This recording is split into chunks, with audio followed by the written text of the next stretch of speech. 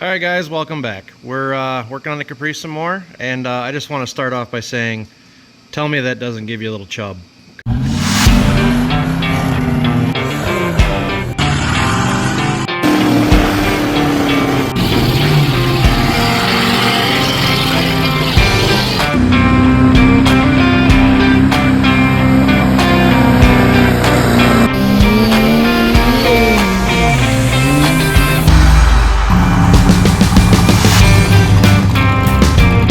Like that's pretty awesome if you ask me. We're working on the front suspension some more. I'll show you what I got started over here.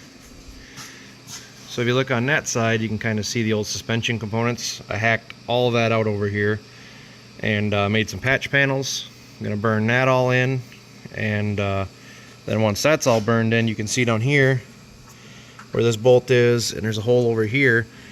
That is where the old spring bucket was riveted to the factory van cross member. So I'm just going to use those holes to line, where'd it go? This guy back up, and yeah, that'll line up something like that. And then I'll make a filler panel down here. Obviously, you know, hindsight being 1057 or whatever, this filler panel should have been made to match that, but I can get back there. I'll just make a filler panel. But yeah, I'm going to burn this in, and I'll probably needle scale all this so we can paint it up decent later, but I wanted to see how it was going to fit. Yeah, so I'm going to get that welded in now. Then we can swing this back up and test fit the spring in there. Alright, check that out. I got my bucket welded in, and I threw the spring in here. This is a 4-inch, I think, 4-inch lift spring from the front of a Bronco. It actually came in one of the free Broncos when we patched the floor up. Check that video out if you want to. But yeah, this was actually inside the Bronco when I got it. There was some, I think they're over there yet. Them purple things down there. Focus. Anyway, there was a whole lift kit inside that Bronco minus the shocks and the bushings and stuff and the drop brackets, but, or no, I think the brackets. Anyway, not important. So yeah, 4-inch lift spring out of a Bronco. Fits perfectly because Ford vans did not change from like 1983, or no, they were like a dent side, so I think they changed body styles in the late 80s, early 90s. Anyway, they didn't change for like 30 years, so all the 90s Ford stuff still the same as the vans. Even the lug pattern, this is 8x6.5, so it's the same as the rear end. The vans didn't change to the metric pattern until like 2019. So yeah, Ford van stuff, same as the 90s. Yeah, so that's what I got going on there. Now, gonna make a filler panel for there, and we're gonna go on to the other side. But yeah, things are looking pretty good so far. Okay guys, so I've got spring buckets done on both sides. So now I'm moving on to the radius arm mounts. What I did was I hacked the radius arm mount off right there, or the radius arm off right there at the end, about 2 inches from the end of it. I took the van radius arm mount and I just welded it right to my subframe thing, or tack welded it for now. And then I got a piece of pipe that's actually a front drive shaft out of a Ranger. It happened to be the perfect size. So yeah, I cut what I needed out of that drive shaft, put the mount where I wanted it back here, and then I got this. It's approximately at ride height, maybe a little low. I'm not that worried about it, but I'm setting my caster right now. You want to be between 5 and 7 degrees is like rule of thumb. Obviously there's a lot of other factors for that. This is probably not super duper accurate, but I think it'll be okay for what we're doing here. Yeah, train of thought. But anyway, I got my caster set. I got my length how I like it, so I'm going to tack that up. I'll pull that apart, weld it all up, and then we'll do the other side.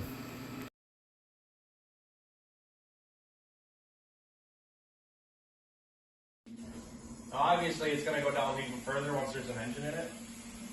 And still, that is nuts.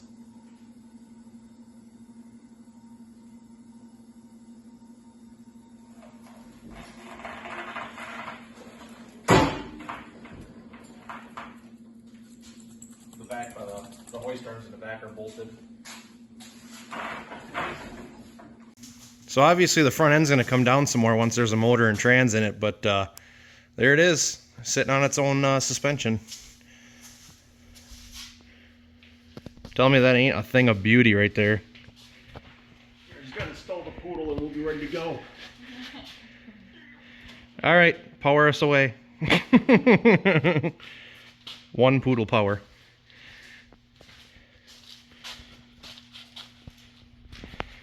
Here, Andy, jump up and down on it a little bit. All right, I just gotta put the poodle down. Here we go.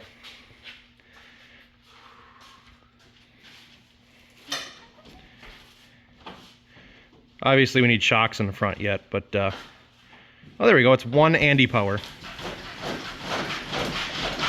You damn near had it off the ground. I felt like I was rolling back. You were, because it was tilting the front tires in and pushing it backwards. Oh. Yeah, I'm happy with that.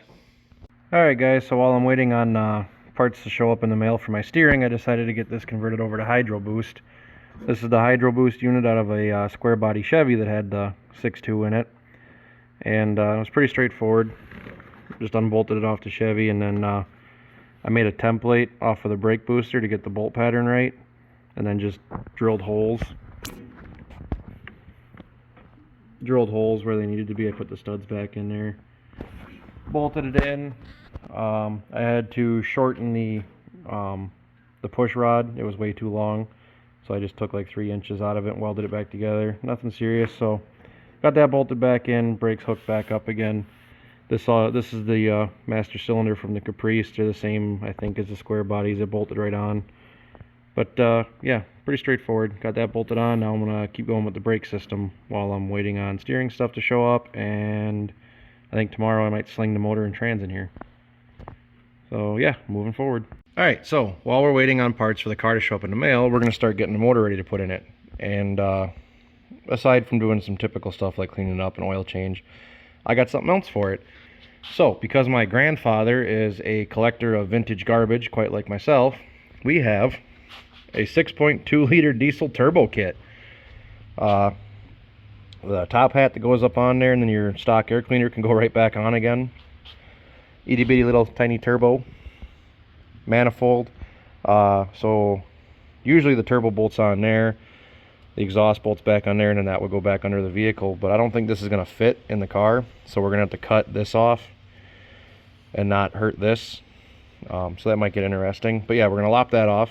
And I got some other miscellaneous crap and a flywheel for the manual transmission. So yeah, we're going to start bolting this stuff on. Alright, so I got her cleaned up a little bit. Got the passenger valve cover changed out for the one with the turbo drain. Amazingly enough, the manifold came out, didn't break any of the bolts off. Got all the glow plugs out because I'm going to replace them, didn't break any of them off. So yeah, right now I'm working on cutting this bottom log off of here. And my Sawzall overheated on me, so I'm currently waiting on the Sawzall to cool down. And then I'll keep cutting. Alright, so there we go. Got the manifold bolted on. You can see I got that thing lopped off down here. I got my fuel pump replaced. I got all new glow plugs. I made a new glow plug harness. That's going to run up to a just a Ford starter solenoid. And I'll have a push button in the car. Push button in, count to 10, let the button out, hit the key. Pretty straightforward there. Got my oil pressure line hooked up here. That'll go to the pillar gauges in the car, but I wanted to be able to see oil pressure because I'm going to try and fire this thing up on a stand. Just because, you know what, this fucking fan is really loud.